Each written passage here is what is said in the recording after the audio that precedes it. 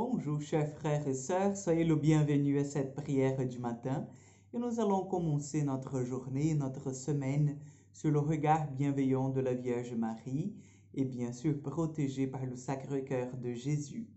Au nom du Père, du Fils et du Saint-Esprit, Amen.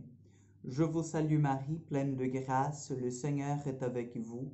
Vous êtes bénie entre toutes les femmes, et Jésus, le fruit de vos entrailles, est béni.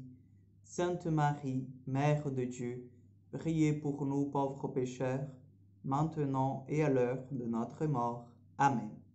Notre-Dame de Lourdes, priez pour nous. Nous allons prendre l'évangile de Luc, chapitre 6, versets 12 au 19. En ce jour-là, Jésus s'en alla dans la montagne pour prier. Il passa toute la nuit à prier Dieu. Le jour venu, il appela ses disciples et en choisit 12 auxquels il donna le nom d'apôtres. Simon, auquel il donna le nom de Pierre, André, son frère, Jacques, Jean, Philippe, Barthélemy, Matthieu, Thomas, Jacques, fils d'Alphée, Simon, appelé le Zélote, Jude, fils de Jacques, et Judas Iscariote, qui devient un traître. Jésus descendit de la montagne avec eux et s'arrêta sur un terrain plat. Il y avait là un grand nombre de disciples, une grande multitude de gens venus de toute la Judée, de Jérusalem et du littoral de Tyr et de Sidon. Ils étaient venus l'entendre et se faire guérir de leur maladie. Ceux qui étaient tourmentés par des esprits impurs retrouvaient la santé. Et toute la foule cherchait à le toucher parce qu'une force sortait de lui et les guérissait tous. Acclamons la parole de Dieu. Oui, chers amis, aujourd'hui nous voyons comment le Seigneur il nous apprend à prier devant de situations difficiles ou de décisions à prendre. Nous voyons ici le récit de l'appel des apôtres, donc de cette première communauté que le Christ a choisie pour vivre avec lui. Et nous avons bien vu que ce choix que le Christ a fait, ce n'était pas un choix arbitraire. Ce n'était pas en fait ceux qui lui plaisaient ou ceux qu'il pensait qu'il avait les qualités pour devenir des apôtres, ou ceux qui avaient plus d'argent. Ce n'était pas ça.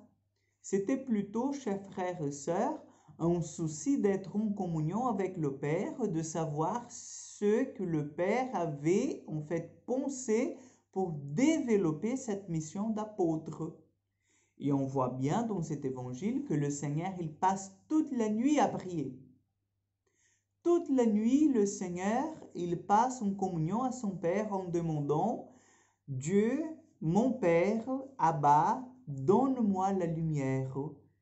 Donne-moi, révèle-moi quelles sont les personnes que tu as choisies pour cheminer à mes côtés, pour que je puisse transmettre cette bonne nouvelle et expliquer en fait les paraboles du royaume. Et Jésus reçoit dans la prière ce mouvement, cette motion d'appeler ces 12 hommes. Donc, vous voyez, chers frères et sœurs, ça nous invite aussi à nous, dans toutes les décisions que nous allons prendre, appeler le Seigneur. Donc, toutes les décisions, soient-elles compliquées, difficiles, importantes, soient-elles si faciles, moins, voilà, mais nous avons toujours besoin de la lumière de l'Esprit qui vient nous donner le bon, qui vient nous aider à faire le bon choix. Donc, que le Seigneur nous aide aujourd'hui, que le Seigneur nous envoie dans ce mouvement de confiance, d'abandon en Dieu, pour que nous puissions faire la volonté de Dieu et non notre volonté à nous. Que nous puissions écouter la voix du Seigneur. Et dans chaque décision que nous allons prendre, que ce soit en fait une décision prise à la lumière de l'Esprit Saint, selon la volonté de notre Père qui est aux cieux. Donc, je vous bénis maintenant. Et je vous invite à continuer dans ce climat de prière, que le Seigneur puisse agir en nous, que le Seigneur puisse fortifier en nous tous ceux qu'il a déjà fait, cette œuvre qu'il a commencée. Le Seigneur soit avec vous. Que Dieu Tout-Puissant vous bénisse et vous garde, le Père, le Fils et le Saint-Esprit. Amen. Bonne journée, que Dieu vous accompagne et à demain pour encore une prière du matin.